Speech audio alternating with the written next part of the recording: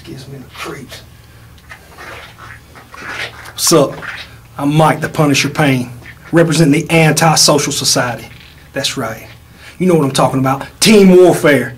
Lawrence Exchange Building. 5 p.m. doors open. 6 p.m. we're going to have some music. And 7 o'clock is bell time.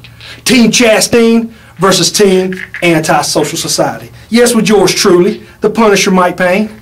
You've seen us get the band back together. You've seen us get everybody who's a powerhouse together to take on Team Chastain, to win against Team Chastain on December the 7th at 5 p.m. But today, I'm here in the Haunted Jail. I'm here in the Haunted Jail to find the one true, scariest member of the Anti-Social Society. That's right, the Chainsaw Man. See, for a long time, everybody thinks the Chainsaw Man is my terror. Just because I went running down the road, I had somewhere I had to go, okay? I had somewhere I had to go. But Chainsaw Man, he ain't gonna be here.